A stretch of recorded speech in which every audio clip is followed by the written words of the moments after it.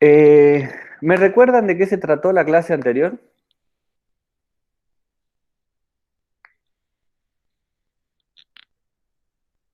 ¿Qué hablamos?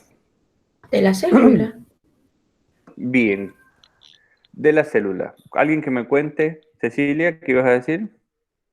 Yo iba a decir también sobre lo de la teoría endosimbiótica. Creo que fue lo último que vimos también. Perfecto, muy bien, de la teoría endosimbiótica de las células. ¿Y qué diferenciaba particularmente a las procariotas de las eucariotas?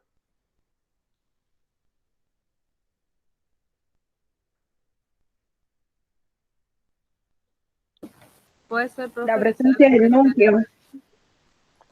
A ver, ¿cómo, Gaby? puede ser que sea la presencia de endomembranas. Bien, Gaby, y bien, Flor, las dos. La presencia del núcleo que marcaba Florencia y muy bien, Gaby, con la presencia de las endomembranas. ¿Qué significa endomembrana? Membranas que están en el interior de la célula. Bien. Algo Son que sí, membranas Cecilia. que, ay, perdón, Dale, dale. son membranas que forman compartimentos cerrados y les permiten a realizar algunas funciones que no las podrían realizar fuera de la membrana, como que tienen un espacio más cerrado, las reacciones se realizan más rápido, digamos, le dan muchas ventajas a la célula eucariota tener estas membranas. Bien, genial. Esto es lo que va permitiendo la diversidad de funciones que lleva a cabo la célula eucariota en general. No hay que confundir una cosa, no hay que confundir la idea de que sean capaces las células de generar algunas funciones diferentes a que eso les permita, entre comillas, ser mejores. Porque en términos de supervivencia, básicamente le está permitiendo hacer lo mismo. Si ustedes lo analizan, las procariotas, que son más simples, con menos cosas, todavía están presentes y de hecho son organismos que a nosotros nos siguen trayendo algunas complicaciones.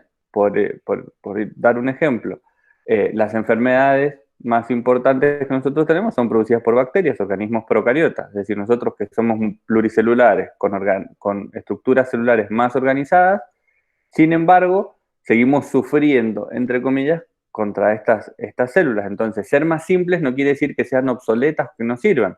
A fines de la supervivencia, que es lo importante desde el punto de vista natural, les sirve y les permite sobrevivir y es clave para ellas. Entonces, este sistema que tiene la célula eucariota, si bien es más complejo, no quiere decir que sea único y exclusivo y que es lo único que va a permitir sobrevivir. Al contrario, la supervivencia se obtiene de diferentes formas y estas formas son las que hacen que hayan diferencias entre los organismos. Pero el fin último, que es la supervivencia de cada organismo, está garantizado en función de las estructuras que posee y que tiene. ¿Sí? Entonces esto es súper importante. Veamos entonces, nosotros dijimos que cuando hablábamos de las propiedades bioquímicas de la célula y hablamos de la teoría celular, algunas de las cuestiones claves estaban vinculadas a la capacidad de reproducirse, ¿sí? O de dónde provenía un ser vivo para considerarlo vivo, y a su vez pensar en el aislamiento que este organismo tenía del medio externo. Y esto sí es un elemento importante porque es lo que vamos a hablar hoy en particular, que tiene que ver con las membranas. Por eso recapitulábamos un poquitito. Hablábamos de este sistema de endomembranas, membranas internas, endo viene de adentro. Eso también es muy importante para nosotros en la biología, para ustedes también. Muchas de las palabras que utilizamos tienen una etimología y tienen una raíz. Y esa raíz les permite a ustedes, no muchas, todas en realidad, pero a ustedes les permite comprender de qué están hablando. Entonces, probablemente más adelante con otras materias les pase que tienen que definir algún concepto o tienen que razonar alguna idea y la misma palabra a ustedes los puede guiar acerca de qué están hablando y cuál es la función o para qué sirven. Entonces, es súper importante tratar de comprender esto de la etimología o de la raíz que tiene cada una de las palabras que forman o que le dan nombre a las estructuras. Eh, Vamos entonces a compartir una, la presentación del día de hoy como para empezar a hablar de esto de las membranas. Yo no voy a poder ver, así que por favor ustedes me dicen una vez que se vea. ¿Se ve ahí? Sí, profe. Genial. Bien, dijimos cuando habíamos mencionado a todas las membranas que teníamos dentro, a todas las membranas, a todas las organelas que formaban una célula, que a la membrana celular la íbamos a dejar para verla más adelante y le íbamos a prestar especial atención. Mencionamos recién también que entre las perspectivas bioquímicas para considerar un organismo vivo, una de las claves tenía que ver con separarlo a este organismo del medio que lo rodeaba. Y entre las investigaciones que se hicieron para tratar de entender cómo había sido el origen de la vida, también encontramos que aparecieron algunos personajes históricos como Oparín, que consiguió formar estas pequeñas gotitas o protocélulas a las que se denominó coacervados y que tenían particularmente la característica de que eran una gotita de grasa o de lípidos en cuyo interior se generaban ciertas reacciones químicas o se aislaban diferentes sustancias químicas. Nosotros vamos a ver aquí entonces cuál es el rol de la membrana celular y por qué es tan importante para el organismo. Básicamente es porque es este el medio que va a tener cualquier organismo vivo para separarse del medio y permitir que en su interior se lleven a cabo una serie de reacciones químicas que lo diferencian del medio externo. Por lo tanto, mantener cierto equilibrio en el interior más allá de lo que suceda en el exterior de la célula. El equilibrio que se consigue mantener o todo el conjunto de reacciones que se van a generar dentro de la célula van a determinar lo que se denomina la homeostasis. Es este equilibrio en el medio interno sin importar qué es lo que sucede afuera. Nosotros, los organismos pluricelulares, tenemos o mantenemos cierto equilibrio a través de un montón de actividades interiores a nivel celular y orgánico que nos permiten mantener cierta estabilidad. Nuestra temperatura corporal es estable, aproximadamente entre los 36 y 37 grados. Esa temperatura no importa si afuera hacen 2 grados o 3 grados como están haciendo hoy, nuestro cuerpo lleva a cabo una serie de acciones para tratar de que esa temperatura se mantenga más o menos estable. Y esto tiene que ver con las reacciones químicas que se tienen que dar en el interior del organismo. Eso lo vamos a ver en la próxima clase, la próxima semana, ya como cierre. Y estas reacciones químicas se dan gracias a que hay un medio en el cual se pueden dar y que hay una barrera que separa al medio interno del externo. Dijimos que el citoplasma era todo eso que estaba dentro de la membrana celular en una célula eucariota o procariota. Y lo que estamos viendo aquí en esta imagen básicamente es la estructura de esa membrana que rodea a la célula. Esta estructura de la membrana celular se estudió durante un montón de tiempo para entender cómo funcionaba, cómo es que estaba formada. Y el modelo de mosaico fluido, en donde se proponía que los lípidos estaban formados por una doble capa, la membrana estaba formada por una doble capa de lípidos, de moléculas de grasa, que son las que mencionamos anteriormente, que ya habíamos visto en algunas clases cuando vimos las biomoléculas y mencionamos la importancia de un tipo de lípido en particular, que son los fosfolípidos, que era una molécula de glicerol sumada a un átomo de fosfato y a su vez, a un átomo de fósforo, perdón, a un grupo fosfato y a su vez que tenía colas de ácidos grasos que tenían una estructura particular.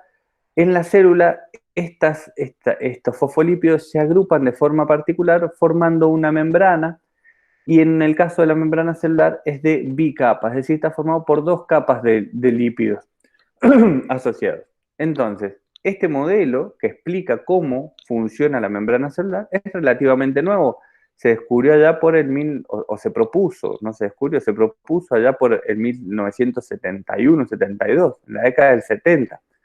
Es relativamente joven, piensen que es algo que se conoce en la actualidad y que lo sabemos y que probablemente todas ustedes ya lo vieron en la escuela secundaria en algún momento. Sin embargo, para los tiempos que estamos viviendo, es relativamente corto. Y se lo debemos a Singer y Nicholson, que son quienes propusieron este modelo, en donde toda la membrana celular no se comporta como una estructura rígida, sino más bien como un mosaico. ¿Saben lo que es un mosaico ustedes?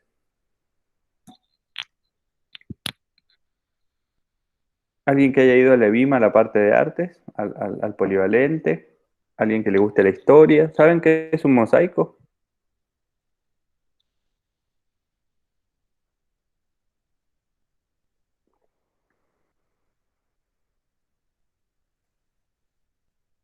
¿Es parecido a un rompecabezas, profe?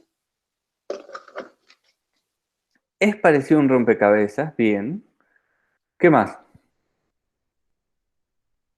A mí se me viene a la mente algunas pinturas, por decirlo así, que parecen que son conjunto de partes que son diferentes entre sí o son independientes, pero forman algo, una figura en total, en su totalidad, digamos. Muy bien, exacto. Esa es la idea. Ambas Sí, estuvieron profe, en lo en correcto. cerámica se hacía en el ¿Qué Coriolín. hacían en cerámica? Los mosaicos con piezas así de cerámicas pequeñas y nada, se formaban. Algunos eran de vidrio también. Bien, entonces lo que estamos teniendo son diferentes elementos que se combinan para formar algo y que ese algo tiene una estructura, una forma, proyectando en el caso de los mosaicos del hogar, digamos, lo que podemos hacer, formando una imagen o algo por el estilo. Esto es más o menos lo mismo. Digamos, nosotros vamos a ver que la membrana celular entonces está formada por diferentes estructuras que se combinan para formar algo en particular, una estructura más compleja, que tiene una funcionalidad distinta. Y este modelo, y por eso se habla de modelo, porque es una teorización acerca de cómo creemos que se da. Después, con el avance de la tecnología, con el avance de la microscopía, se pueden corroborar si estos modelos son reales o no, y de hecho el modelo de mosaico fluido propuesto por estos dos científicos es el que perdura en la actualidad en función de que microscópicamente se puede empezar a ver estas formas que están dentro de la membrana celular. Entonces, ¿por qué es mosaico fluido? Justamente porque son estas partes que forman una estructura, pero no están rígidas. Nosotros si hacemos un mosaico en cerámica, como decía Valentina recién, podemos formar una estructura que es rígida. La construimos, la armamos, la dejamos secar y ahí queda. Las partes no las reconfiguramos ni las cambiamos de lugar. Esto es lo mismo, pero acá sí las vamos a cambiar de lugar. Lo que se pudo observar es que las estructuras que forman a la membrana celular se modifican y que se van cambiando en cuanto a su forma y lugar, lo que hace que sea mucho más fácil eh, poder reconfigurarse y le permiten, entre otras cosas, a las células poder sobrevivir, ¿sí? Porque le permite adaptarse constantemente. Si la membrana fuese rígida, si no tuviese cambios, a ver, vamos a ver que alguien se nos está uniendo a la videollamada. Verónica, ahí la aceptamos, muy bien. Volvemos a la presentación. Julieta, bien, tenemos dos más. Bien, volvemos aquí a la presentación entonces. Entonces, si esta membrana, si este mosaico fuese rígido, la célula no se podría deformar, no podría crecer, se tendría que mantener siempre en el mismo lugar y de la misma manera. Al tener esta capacidad de fluidez, en donde parece más que se mueve a través de un medio gelatinoso que de un medio rígido, entonces las estructuras que forman parte de la membrana se pueden reacomodar constantemente para hacerla más funcional y permitirle a la célula cumplir con todas las funciones que necesita, todas las acciones que debe llevar a cabo y de esa forma poder sobrevivir. Entonces, esta membrana celular que rodea la célula no solo la aísla, sino que también permite que la célula se comunique con otras y que se una con otras células y a su vez regular el intercambio de sustancias. Y esto es clave, es súper importante y es clave para la supervivencia de los microorganismos y de nosotros mismos. Que tengamos una capa semipermeable que diga qué puede pasar y qué no puede pasar es fundamental para el funcionamiento celular. Si esta capa fuese demasiado impermeable, es decir, fuese demasiado rígida en el sentido de no dejar que nada atraviese, como estamos hablando de que la célula es un sistema abierto, sería imposible que la célula sobreviva. Recordemos el concepto de sistema. Sistema es un conjunto de partes que funcionan de manera coordinada para obtener un fin. Todas las partes de la célula funcionan de manera coordinada para garantizar la supervivencia. En este caso, por ser abierto, este sistema necesita tener un intercambio de energía y de materia constante con el entorno. Si esa membrana no permitiese pasar nada, entonces lo que tendríamos es que la célula no podría generar ese intercambio y por lo tanto ese sistema perecería porque no tiene la capacidad de obtener o desechar los elementos que necesita. Al ser semipermeable, es decir, seleccionar qué pasa o qué no, a la célula le permite obtener solo lo que necesita y tratar de eliminar aquello que no le sirve. Obviamente, en ocasiones, este sistema tiene sus, entre comillas, le podemos decir falencias, aunque no serían falencias, sino que son situaciones en las cuales es engañado, por decirlo de alguna forma, y ahí es en donde algún prejuicio se puede ocasionar. Pero básicamente lo que hace la membrana es decir, bueno, esto puede pasar, esto no. A su vez, si nosotros tuviésemos una membrana que dejase pasar absolutamente todo, probablemente lo que terminaría sucediendo es que la estructura colapse, se rompa o no pueda funcionar, ya que hay un montón de elementos en el interior que no le sirven o que la dañan o que entorpecen el funcionamiento normal y no permiten que se genere esta homeostasis que yo les mencionaba recién y las reacciones que se dan al interior celular no se produzcan. ¿Me van siguiendo hasta aquí?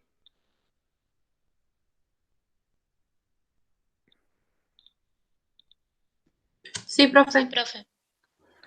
Genial. Recuerden, igual que si me corto, si me llego a trabar o se corta, por favor me gritan así, aunque bueno, si se corta no las voy a escuchar, pero no importa, ustedes me dicen así, yo me vuelvo para atrás si hay algo que no se escuchó.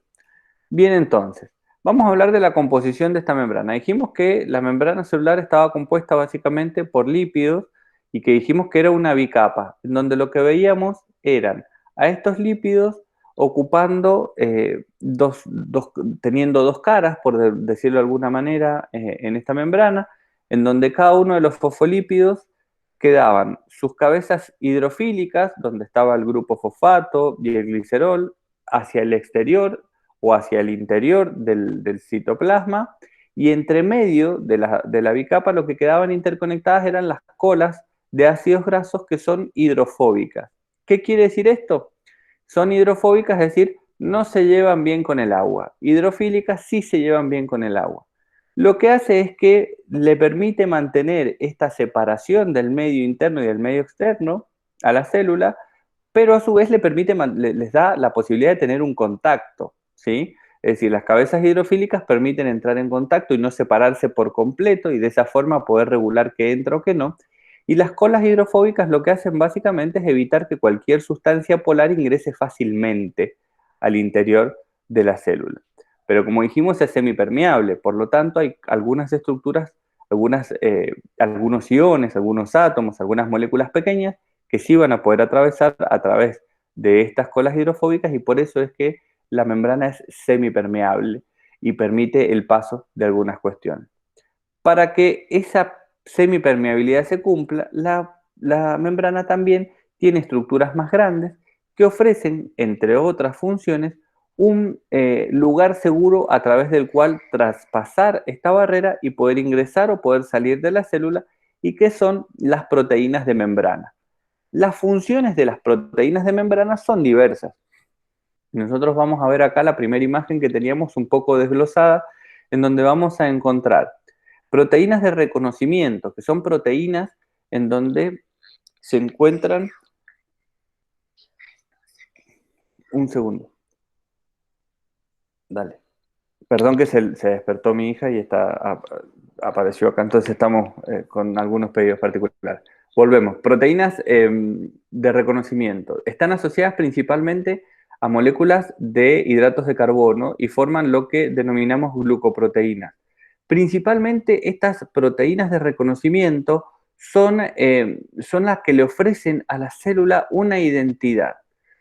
Cuando hablamos de esto, yo siempre les digo que nuestras células tienen una especie de número de documento que las identifica y que permite que nuestro cuerpo o nuestro sistema de defensa en nuestro cuerpo nos reconozca a nosotros mismos y no nos ataque porque sí. Ese número de documento entonces nosotros lo tenemos expuesto a nivel de las membranas celulares y principalmente a partir de estas estructuras, las proteínas de reconocimiento, que son estas glucoproteínas, ¿sí? Entonces, lo que nosotros vamos a encontrar también son otro tipo de proteínas que son las proteínas de unión, que son proteínas que se asocian a otras estructuras como microtúbulos y demás, que lo que permiten es generar enlaces entre las diferentes células y de esa manera construir tejidos que abarquen y que mantengan a las diferentes células unidas. A su vez también tenemos otras células que le permiten, otras proteínas que le permiten tener alguna comunicación a la célula con lo que sucede en el exterior y que son lo que se denominan proteínas receptoras. Estas proteínas receptoras lo que tienen es una zona o un punto de unión, como se denomina, en donde algunas sustancias que funcionan como mensajeros, como puede ser una hormona, pueden posarse y llegar hasta ese lugar y a su vez generar todo o desencadenar una serie de reacciones químicas al interior celular para comunicar y hacer que las células trabajen de forma coordinada. ¿Sí? Entonces estas proteínas receptoras lo que van a hacer es principalmente permitir un lugar en donde una sustancia llega, se acopla, generan un cambio en la estructura proteica y desencadenan al interior celular una serie de reacciones que indican, por ejemplo, que la célula debe empezar a producir tal o cual sustancia. Y a su vez tenemos las proteínas de transporte, que son aquellas las que permiten el pasaje de algunas sustancias a través de la célula. ¿Sí? Bien. Estas son las proteínas más importantes que nosotros podemos encontrar en la membrana celular. ¿Me siguen hasta acá? Sí, profe. Genial. Vamos a analizar un poquitito entonces cómo es que estas proteínas de transporte trabajan, ¿sí? Porque uno de los elementos claves, como mencionaba recién, de la membrana celular, tiene que ver con la capacidad de esta de permitir o no el ingreso de determinadas sustancias. Y lo que vamos a analizar o sobre lo que vamos a empezar a hablar entonces a partir de ahora, tiene que ver con cómo hacen las sustancias para ingresar al interior de la célula o para salir también de las células. Es decir, vamos a empezar a hablar del transporte a través de la membrana. Y esto es sumamente importante para empezar a entender un poquitito mejor acerca de la función que ofrece la membrana, que no es tan simple como decir, listo, aíslo y separo el afuera del adentro. Nosotros vamos a reconocer dos formas básicas en cuanto a cómo se mueven las sustancias a través de la membrana. Lo que conocemos como transporte pasivo y el transporte que requiere energía. El transporte pasivo es el transporte que permite el pasaje de sustancias a través de la membrana sin ningún gasto energético, es decir, no requiere para la célula ningún tipo de actividad química metabólica que la obligue a gastar energía. Y después tenemos otro tipo de sustancias que se pueden atravesar a través de la membrana, pero que para que puedan hacerlo, la célula tiene que invertir energía, tiene que gastar energía. Y esto es lo que conocemos como transporte que requiere energía y cuyo principal ejemplo es el transporte activo. Dentro del transporte pasivo, entonces, vamos a conocer principalmente a los tres tipos de transporte pasivo. El más fácil o el más simple es la difusión, en donde las sustancias van a atravesar la membrana siguiendo lo que se conoce un gradiente de concentración. En la naturaleza las sustancias se mueven de forma natural, de un lugar a otro, pero lo hacen siempre siguiendo una norma básica que es siguiendo el gradiente de concentración, desde donde hay mucha concentración de algo hacia donde hay menos concentración. Lo que ustedes están viendo en este video aquí es, por ejemplo, cómo ciertos lípidos atraviesan la membrana sin problema. Y al ver el coloreado que ustedes observan, vemos que en el ambiente extracelular, en donde dice high concentration, lo que está viendo es una alta concentración de lípidos y en el interior celular hay una baja concentración de estos lípidos. Por lo tanto, esos lípidos pueden atravesar la membrana sin problema. A su vez, como son lípidos y no son polares, pueden atravesarla sin ningún tipo de inconvenientes. También también pueden atravesar esto las partículas o las moléculas de agua, por ejemplo, sin ningún tipo de problema. ¿Alguien quiere decir algo?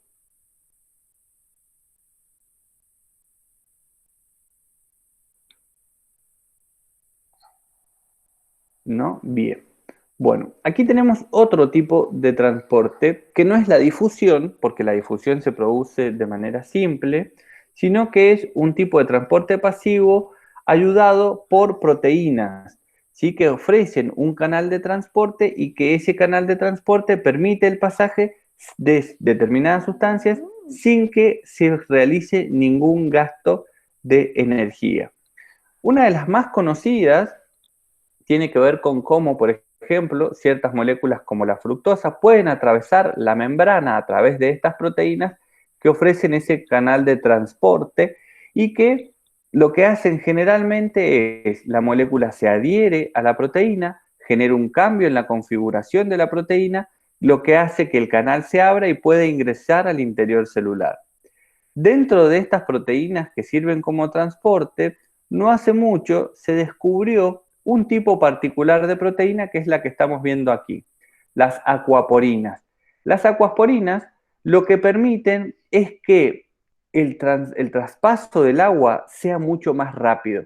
Nosotros dijimos que la membrana permitía el pasaje de moléculas de agua, si bien es semipermeable y las grasas no se llevan del todo bien o los lípidos no se llevan del todo bien con el agua. Sin embargo, las moléculas de AUNA, las moléculas pequeñas de agua, pueden atravesar sin problema la membrana, pero lo hacen a un ritmo muy lento. ¿Qué pasa con aquellas células que necesitan un aporte más rápido o necesitan mover agua a mayor velocidad? Existen estas proteínas que son las que denominamos acuaporinas, ¿sí? Entonces, esas acuaporinas son las que van a permitir el pasaje del agua a través de la membrana. ¿Qué sucede? Nosotros dijimos que teníamos una difusión facilitada por proteínas, una difusión simple, todo transporte pasivo, y también tenemos un tipo de transporte que hace referencia solo al movimiento de agua a través de la célula. Vimos recién que esta difusión facilitada por proteínas no gasta energía y vimos que habían proteínas especiales que permitían el traspaso solo de agua a través de ellas que se llamaban acuaporinas.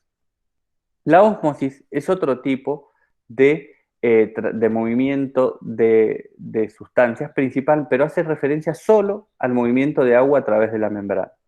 Este movimiento se va a generar en cualquier tipo de membrana semipermeable, no solo la celular. Aquí lo que ustedes pueden observar es cómo se produce, por ejemplo, el movimiento de agua con un glóbulo rojo, ¿sí? Nosotros tenemos y sabemos que el agua pura, es H2O, son solo átomos de hidrógeno y de oxígeno unidos, y esas moléculas unidas entre sí a través de puentes hidrógeno, por ejemplo, lo que le confieren la fluidez al agua. Pero en el agua, por ser una sustancia polar, se mezclan fácilmente otras estructuras y otras partículas. Por lo tanto, el agua pura, en donde encontramos solo moléculas de H2O, es difícil de encontrar porque siempre hay otras sustancias disueltas en el agua. Esas sustancias que se disuelven en el agua es a las que nosotros denominamos soluto. Y nosotros tenemos en el agua que consumimos una gran cantidad de solutos distintas. Cuando nosotros tenemos que analizar la forma o la solución, en este caso, que es agua más alguna sustancia, nosotros la vamos a poder clasificar en función de la cantidad de moléculas de agua libre que existen, es decir, en cuanto a la cantidad de moléculas de H2O solo que hay en esa sustancia disuelta. Entonces, si la cantidad de moléculas de agua y de moléculas de soluto está equilibrada, entonces se dice que es una disolución isotónica, es decir, básicamente existe un equilibrio o hay una misma cantidad, entre comillas, de agua y de soluto. Si nosotros vemos que la cantidad de soluto, es decir, de partículas extra, es mucho mayor que la cantidad de moléculas de agua, entonces estamos en presencia de lo que se denomina una disolución hipertónica, es decir, tiene mucha cantidad de soluto disuelto. ¿Cuál es el ejemplo de esto? ¿Quién está tomándose un café o un té en este momento? ¿Alguien? Yo ya me lo tomé, profe. El café. Bien, Ceci. Bien, estamos todos consumiendo algo. Muy bien. Bueno, ¿cuánto azúcar le echaron?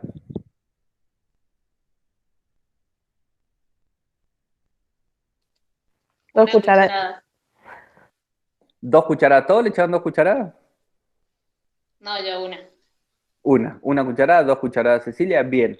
Ahí lo que tenemos es que nosotros echamos un determinado soluto, lo revolvemos, ya de por sí no es agua pura, estamos hablando de una disolución, en el caso del café o del té, porque tiene otras partículas disueltas. Nosotros a su vez le agregamos más partículas, en el caso del azúcar, y revolvemos. ¿Les pasa que cuando terminan de tomar, por ejemplo, en el fondo queda algo de azúcar?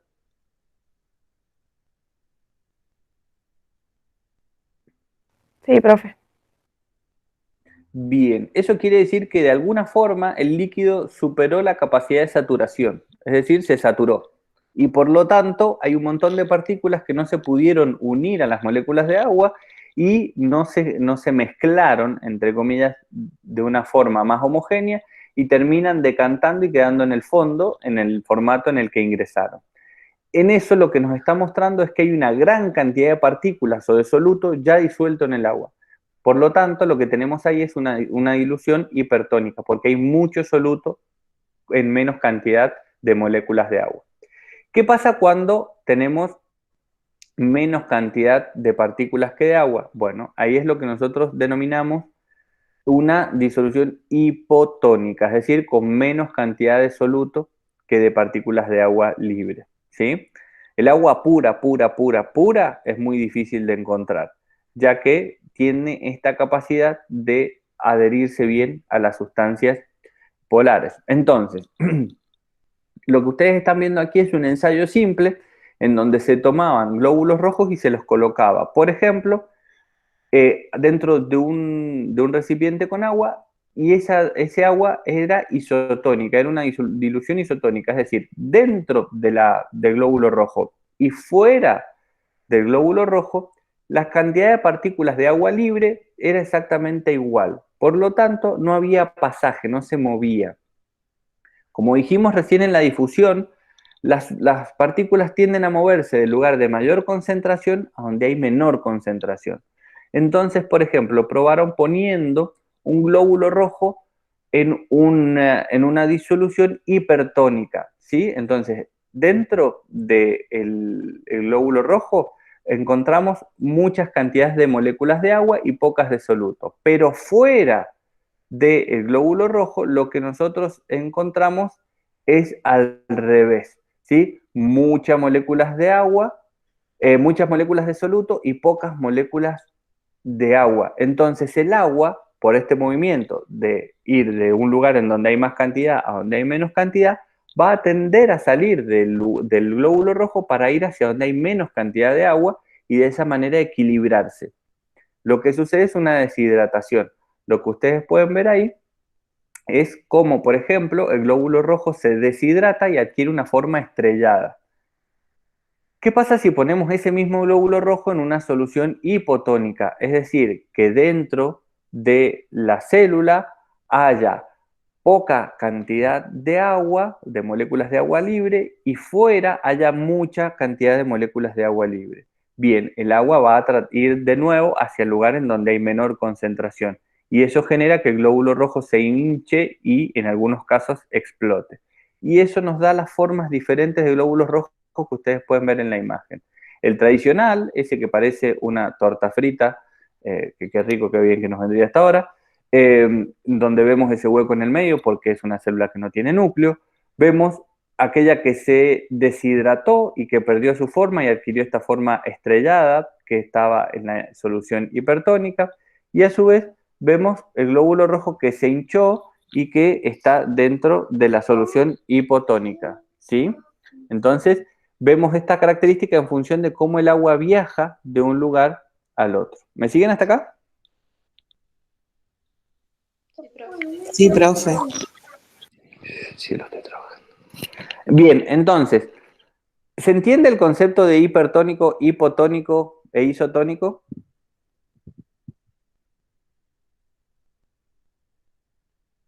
Sí, profe. Este concepto es clave, porque ustedes lo van a volver a repetir durante un montón de tiempo en diferentes materias. El gradiente de concentración, esta idea de ir a favor o en contra, es decir, ir a favor del gradiente significa ir desde donde hay mayor cantidad de una partícula hacia donde hay menor cantidad, o ir en contra del gradiente significa ir desde donde hay menor cantidad hacia donde hay mayor cantidad. Son conceptos que los vamos a retomar todo el tiempo en las diferentes unidades curriculares de la carrera. Entre otras cosas porque es la forma en la que las sustancias viajan. El impulso nervioso, por ejemplo, se propaga de esta forma, yendo a favor del gradiente o en contra en función de lo que se determine. La absorción de nutrientes se genera también en función de estos gradientes de concentración. La absorción de las estructuras de los riñones, por ejemplo, para filtrar el agua y las sustancias de desecho, lo hacen también en función de estos principios básicos. Entonces, comprender bien el concepto de gradiente de concentración o de los medios como hipertónicos, isotónicos o hipotónicos son claves para poder comprender luego lo que leamos, ¿sí? Por eso yo les preguntaba si está claro el concepto, porque estos términos ustedes lo van a encontrar todo el tiempo y si leyeron ustedes un poco el material habrán visto que muchas veces se menciona esto de hipertónico, colocar a la célula en un medio y demás. ¿Alguien escribió algo que no lo puedo leer porque estoy en la presentación?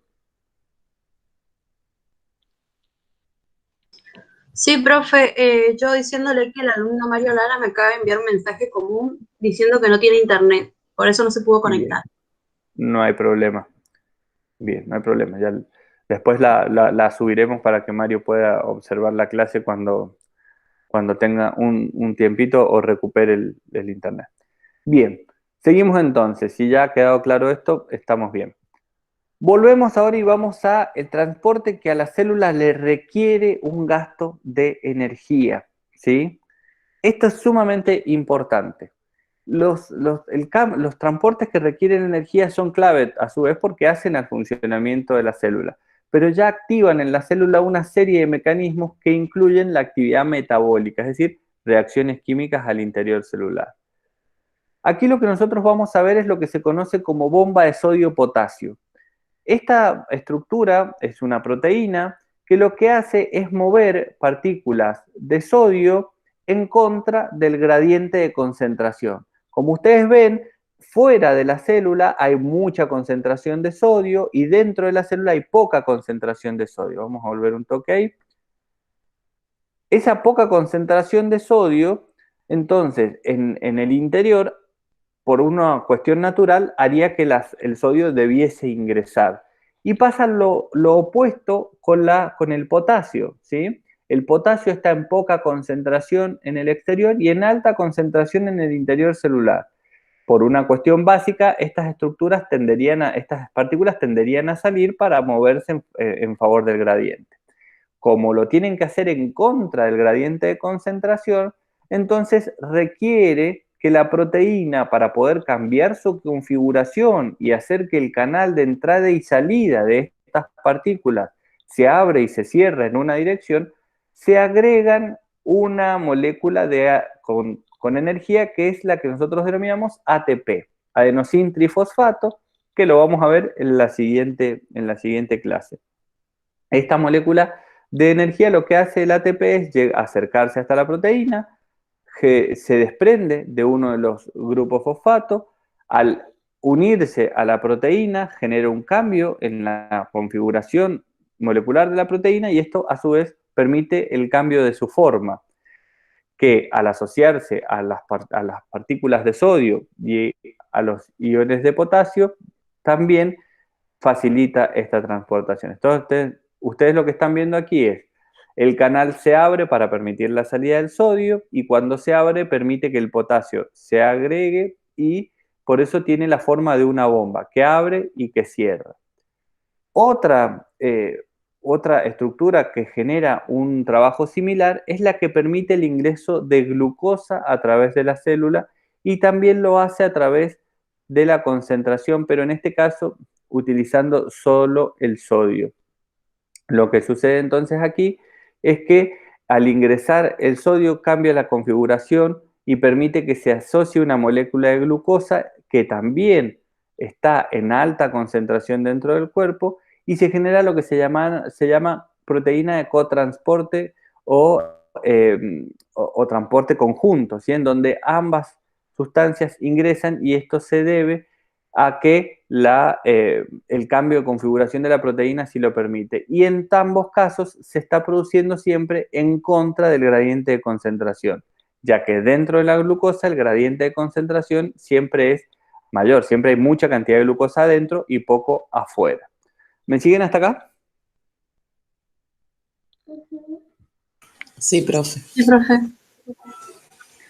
Bien, genial. Otro de los medios de transporte que generan algún cambio y que necesitan energía es lo que denominamos como endocitosis o exocitosis. Tanto la endo como la exocitosis lo que hacen es sacar o ingresar moléculas generalmente más grandes al interior o al exterior de la célula. Endo significa hacia adentro, cito significa célula y cis es movimiento. Entonces es el movimiento hacia adentro o hacia afuera de estas sustancias.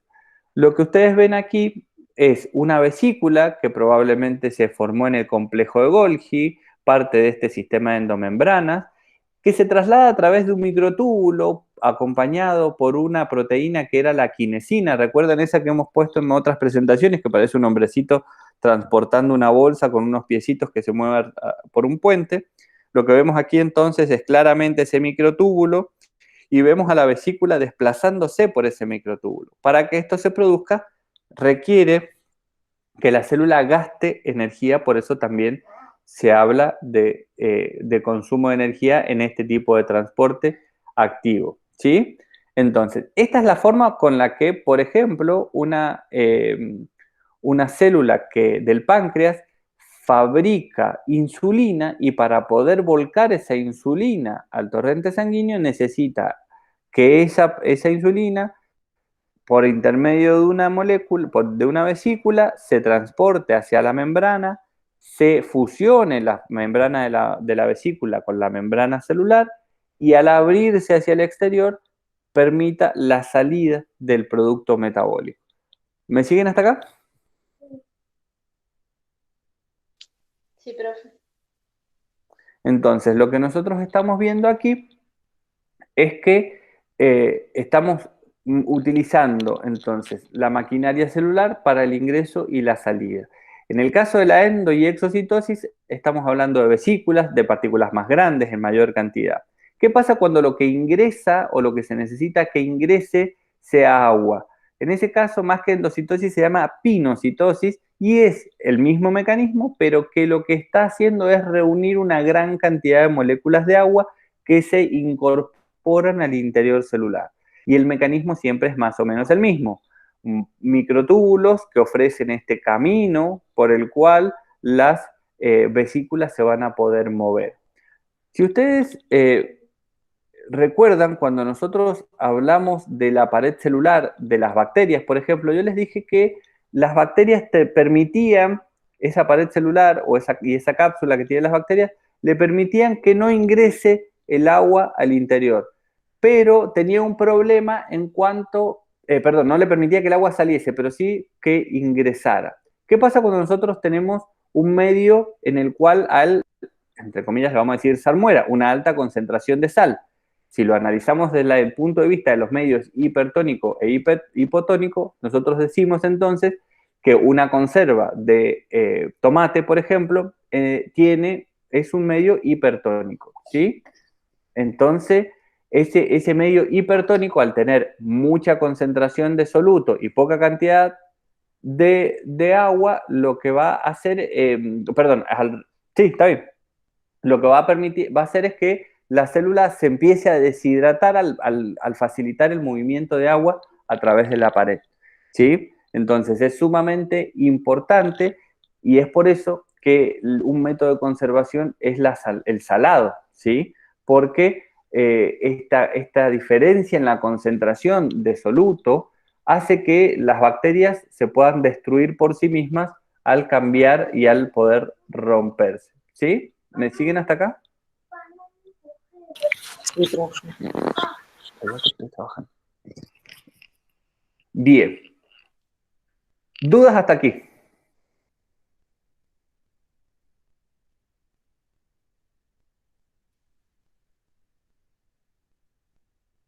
Puede ser de lo que hemos hablado o de otras cosas.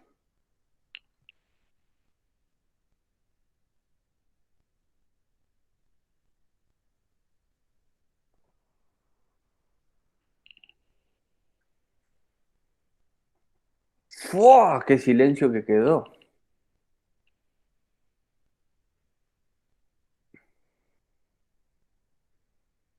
Profe, Sí, Valentina. ya tengo una consulta. A ver.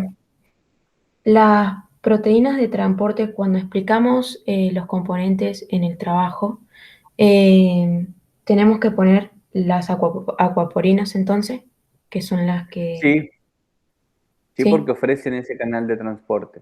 bien. Las células vegetales, por ejemplo, tienen muchas de estas, sobre todo en la vacuola, ¿sí?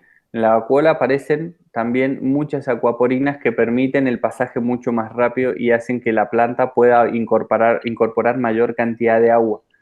Entonces, esto es clave para la incorporación de agua y obtener lo que nosotros denominábamos como turgencia. ¿Recuerdan cuando hablábamos de la vacuola? Y decíamos que la turgencia era esta capacidad de estar hinchada en la célula vegetal que le permitía dar soporte y estructura. ¿Sí?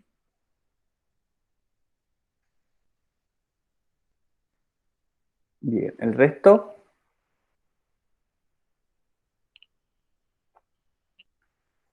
Profe, yo Sí, Vero. estoy un poco atrasada. Estoy con el práctico número 5, ¿no es cierto? Y Ujú. tengo una duda de la pregunta número 4 que dice, ¿cómo se pueden haber formado los primeros organismos eucariontes? Ujú. Eh, Esa parte es donde decía que eran multitudes de bacterias, desde ahí desarrollar cómo se formaron. Claro, vos fíjate, por ejemplo, aquí tengo, creo que conservo, así acá está. Ahí les voy a compartir una imagen que está dentro del trabajo y que recuerda un poquitito esto, ¿sí? Cuando nosotros hablamos en la clase anterior, hablamos, entre otras cosas, de la teoría endosimbiótica, ¿recuerdan? En esa teoría endosimbiótica, entonces, lo que nosotros podíamos ver era, por ejemplo, lo que se denominaba teoría endosimbiótica serial, en donde lo que podíamos ir viendo es cómo se habían ido estructurando estos organismos, ¿sí? Y en donde se suponía que, por ejemplo, la simbiosis entre un organismo arquea y una bacteria podía haber dado origen, entonces, a el primer organismo eucariota y que la incorporación y la endosimbiosis con otros organismos que permitían generar acciones metabólicas podían haber dado origen a la mitocondria o haber dado origen al cloroplasto y así haber producido los diferentes tipos celulares que conocemos. ¿Sí? ¿Queda ahí más claro, Vero? Sí, sí, profe. Ahora sí, es que estaba media perdida, entonces digo, le voy a preguntar. No, no pasa nada, para eso son las clases de esto, lo bueno es que ustedes puedan consultar y sacarse las dudas. Ujú, sí, porque me quedo trabada cuando tengo dudas así, entonces, bueno, gracias.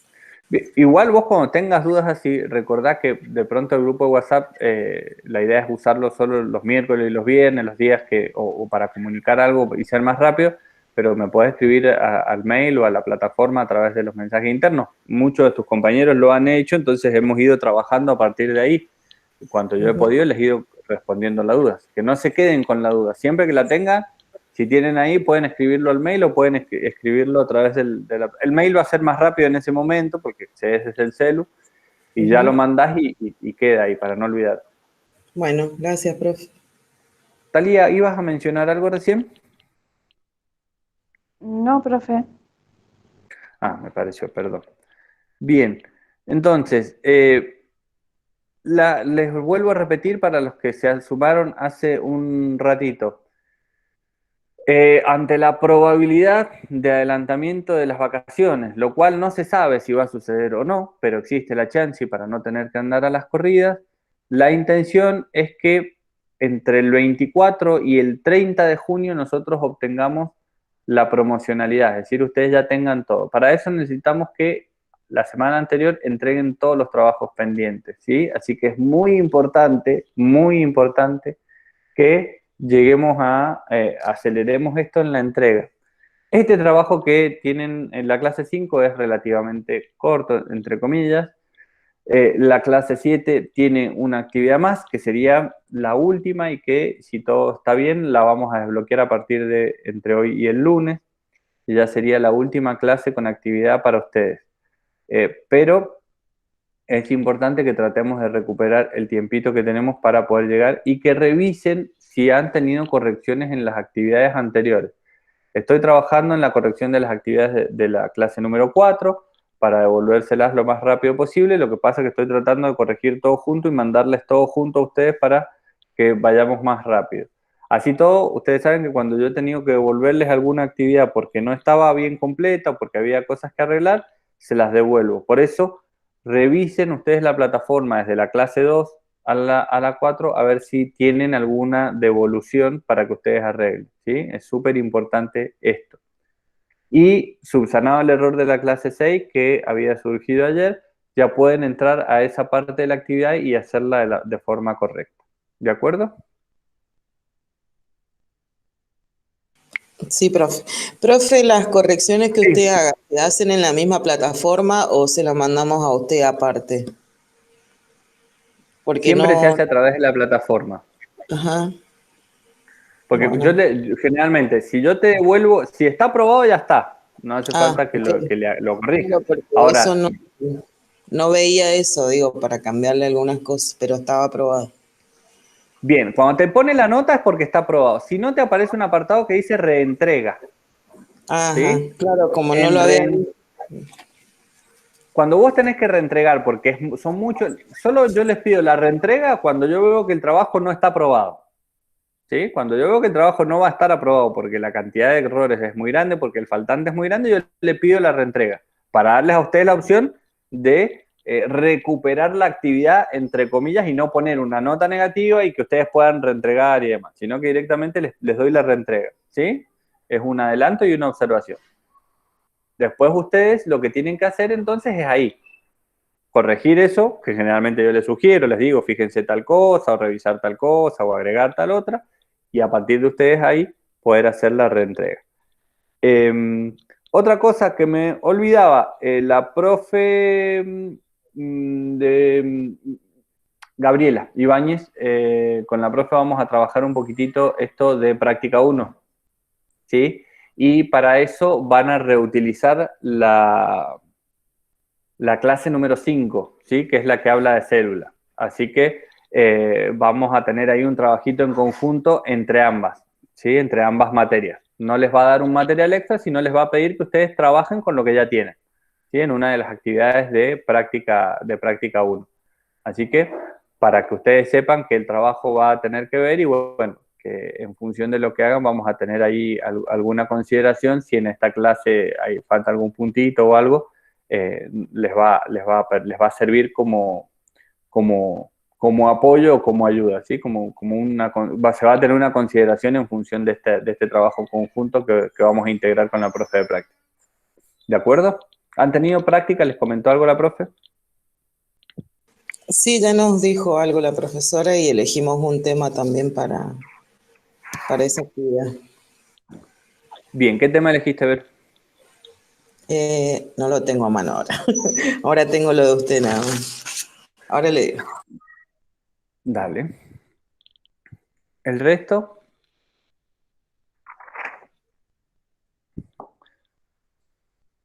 Juliana, que te uniste hace un rato, ¿cómo estás?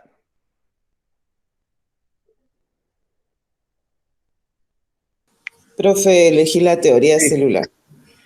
Buenísimo. Ujú. Eso está bueno. Juliana, ¿estás por ahí?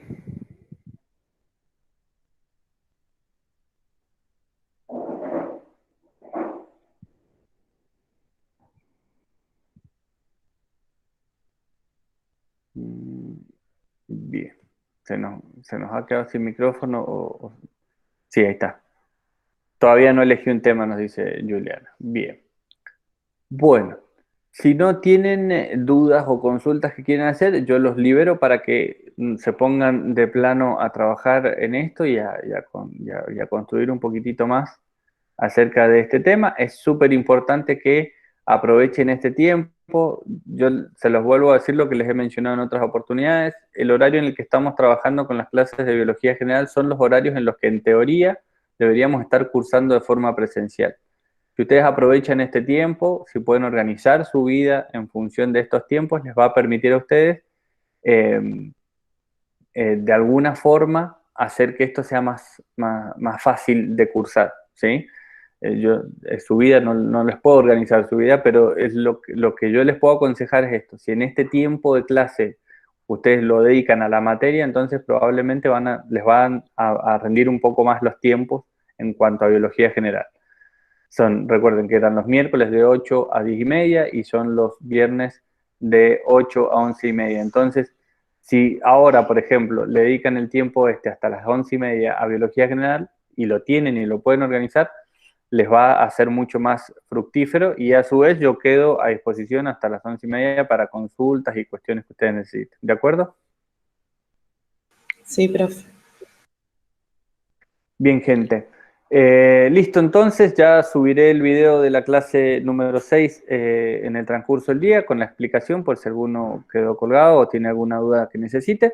Y nos estamos viendo. Que tengan buen fin de semana, que anden bien. Chao, profe. Nos vemos. Chau, chau. Chao, profe, gracias. Chao, profe, gracias. Chao, profe. Gracias. Chao, Ceci. Chao, Talía. Chao, Lourdes.